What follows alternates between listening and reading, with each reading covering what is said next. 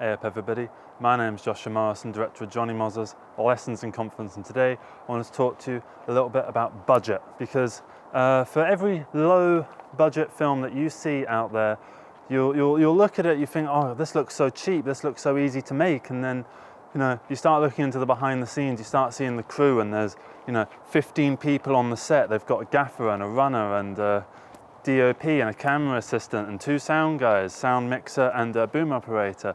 And you've got the director and you've got the producer and you've got all these various roles, right? And then you start hearing about what they were looking at in terms of budget, and they'll be spending thousands of pounds on this film whilst also calling it no budget, right?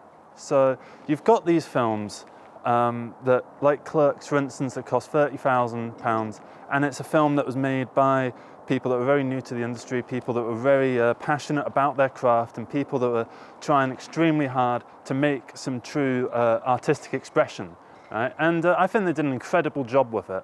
However, and this is something that has gotten better over time, that film cost somewhere in the realm of about £30,000 to make. And it feels like if you don't have much money, you shouldn't be allowed to create art.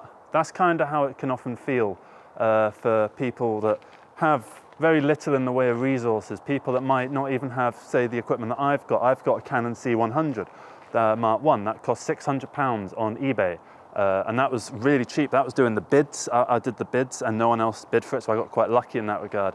And then the lenses cost more on top of that, and then the batteries cost £50 a pop. And then, if I was doing lights, I would have light stands either side. That's another 200 quid to go on that. And then if you want sound, you're looking at £200 for a microphone minimum. And then you're looking at, some kind of boom pole, and boom poles can get up to about 80 quid. And then you've got like something to record it into, and the cheapest ones of those are about 150 quid. And then you've got, little boards and stuff. A clapper board can be a tenner. And then you've got, the soft boxes sort of things, those can cost money. And then there's this thing that you put on a microphone called a blimp. And it's basically for if it's very, very, very windy out, right? And this is basically just a structure of foam with a small semi-vacuum kind of thing inside, which stops wind actually getting in. And if you want to get one of those, which is just, again, some foam with nothing on it, £250. Which is, I think that's a hell of a steal from their point of view. Not from your point of view. From your point of view, it's a total con, right? All of these various pieces of equipment cost so much money. And then you're looking at locations. Those cost money to actually rent out. If you want somewhere that looks decent, if you want to have places that are other than just your house and your garden and your local park and just these things that you have immediate access to. So if you want to tell stories outside of this scope, you can't. Okay? And that's just the way that the world works, right? And it feels sort of like, as you kind of go through your journey of making films, you've always got to work within your limitations. And that is a very useful way of creating, because you can create much better stuff if you don't have absolute total creative freedom. You can do stuff that you could never have imagined doing if you had total unlimited freedom. I mean, look at the budgets of stuff like the new Star Wars and the new Avengers and the new Transformers and $200, $300 million budgets. And what they get out of them is not necessarily 500,000 times as good as the latest folk film that's come out with a budget of about 200 quid. Is it really 500,000 times better? I don't think so. And I feel like everyone is going to see these films because they have this accessibility to them, because the history of cinema has always favoured the wealthy and the rich to create. It has always been an institution ever since the 1910s when Hollywood first began and institutionalized filmmaking started taking off, and you started having production companies and everything started working that way. I mean, the beginning of acting in film as a career started off as this extremely just poor working conditions and really disgusting contracts. There was this thing called, I believe it was a lifestyle contract. I can't remember who the actress was, but it was just like a silent movie actress. And some of the things that were on it included, she had to be in bed by midnight every night. She wasn't allowed to go out on Saturdays, and she had to stick to a very strict diet of like certain healthy foods and stuff like that. She couldn't smoke, she couldn't drink, she couldn't do any of these sort of things. So even in her off time, she was required to do these things by the production company, which essentially owned her. They paid her actors tended to get shafted in those days because actors were owned by singular production companies, and so they didn't get to take home all of the money. And in the late 1930s and early 40s, unions for actors, the SAG and I think it's the SAG, and other unions like that started to take off and start providing actors with more workers' rights. And I think this led to a system of almost industrial scale filmmaking, when you've got stuff like the typical David Lean epic, or you've got stuff like Lawrence of Arabia, and you've got Dr. Zhivago, and you've got Ben-Hur and the Ten Commandments, and all these various 3-hour films that are huge. Gone with the Wind is an earlier example. You got so many of these films that were absolutely massive in scale that no one person could make on their own. So these are stories that, if you do not have the resources, are kind of out of your reach, and you're told not to try and pursue these kind of stories because you don't have the resources to actually make them work.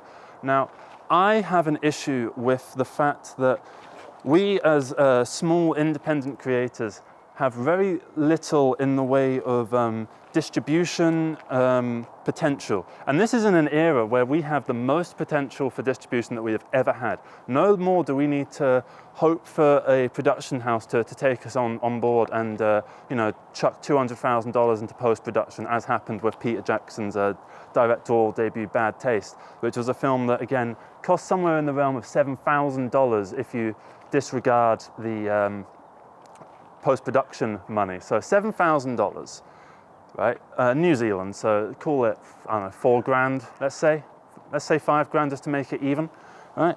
And that is a film that looks so bad by our current standards because of our approach as audience members to film. We expect perfect cinematography, we expect perfect sound, we expect there to not be like a little shadow here on the corner of the face, and we expect all of this to kind of, aesthetic kind of stuff to be deeply rooted into whatever we make, even if we are trying to tell quite an ugly and down-to-earth quite story about people just like yourself and just like me that have very little money, that are just bumming around trying to do the best they can.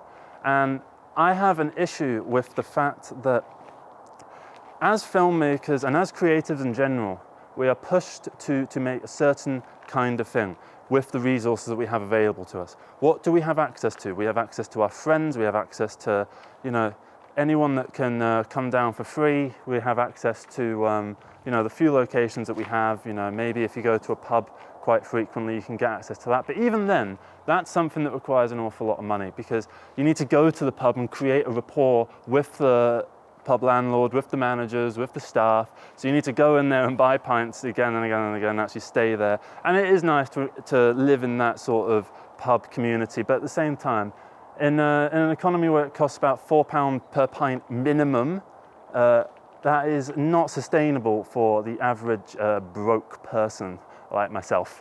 So a lot of artists are pushed towards certain forms of expression. So we are often pushed away from filmmaking and pushed towards stuff like writing novels and writing non-fiction, or drawing or painting and stuff like this. Whereas other forms of art, like music and like film and like theatre, are something that you can do only if you have the resources to do them.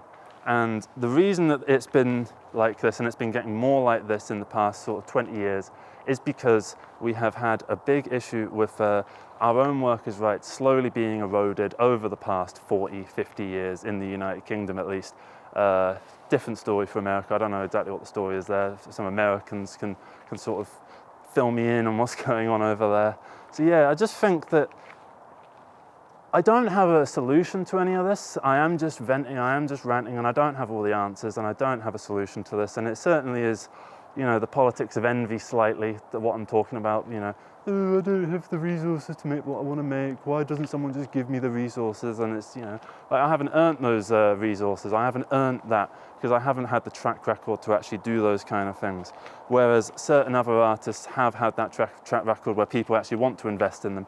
But I think part of the problem is that because the audience has been had it drilled into them to expect high production value, to expect lots of actors in the background, to expect everything to sort of go along perfectly and to feel like some kind of a higher version of real life, which is slightly better than real life, rather than just capturing the reality as it actually happens. It's not good enough to just have audio like this. You need to have a boom pole up ahead, so that means you need to get sound guys in. Sound guys are expensive, sound guys, and even some of the sound guys that I've worked with in the past, as amazing as they've been, it changes the nature of a film set to make it more of this business, workplace-like thing, rather than this small, creative playground to actually kind of do what you want to do. And I feel like low-budget filmmaking has an awful lot to offer in terms of freeing the creator up to tell the story that they want to tell, just simply down to the fact that you can do things on the fly. You can make things as you go along, rather than having to have everything planned out beforehand, which, I've said it before, it sterilizes the film that you're actually making. It sterilizes what you're trying to create, and it sterilizes the end product, because you've put so much effort into making it all look so crisp and clean and slick and perfect. And I don't particularly like that, and I don't particularly think that it's the way forwards. I see the way forwards in film being a democratized world where, in terms of the film community, where people can come together on a much smaller scale and make films with maybe just a couple people, just doing a couple little things, and just doing small scale projects that can tell very large stories. If you want to make a sci-fi thing, you could do like some stop motion kind of thing. It doesn't have to be at 30 frames a second, 24 frames a second, or 12 frames a second. You could do it at like 6 frames a second. As long as you're telling an interesting tale and a captivating story with an interesting narrative and characters, then you've kind of got everything that you need. And the fact that it doesn't look like a big Hollywood set is not the important thing.